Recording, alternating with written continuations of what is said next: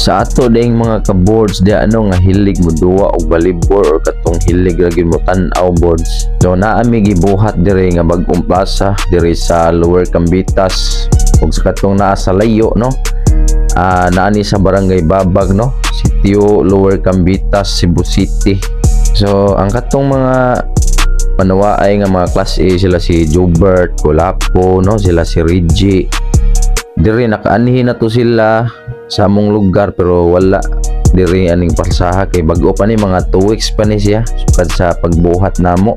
So sa hilig mo duwa diha no, sa particularly gyud dinhi dapit sa bukid sa Cebu, dinhi dapit sa Babag ani Busay no, giawhag ta mo nga laaga po ninyo plasaha pohon nya mas maayo nga Domingo mo mga re kay Domingo gyud ang igtapok sa mga tao diri kay lagi busy silang tagsa-tagsa ka mga panginabuhi kay bukid lagi naa sa umma.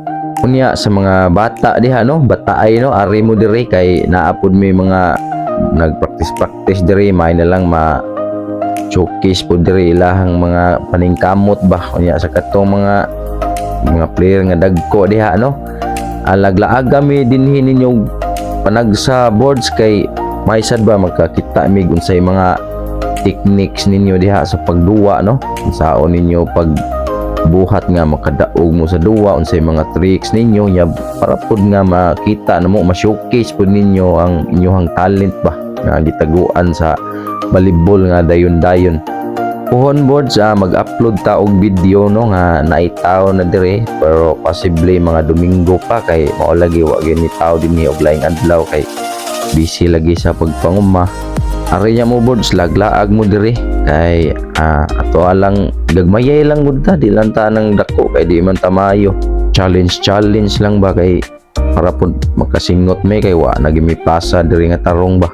Nya magpaabot mi ninyo mga boards what mininyo og kanus amo mga ray kay para malingaw po ang among mga mata nya magamit na po ni among tinaguan nga mga tingog boards ba katong mga tingog nga kita ray nakahibaw labi na kanang nindot na kay duwa boards pa nya mulubad og gamay.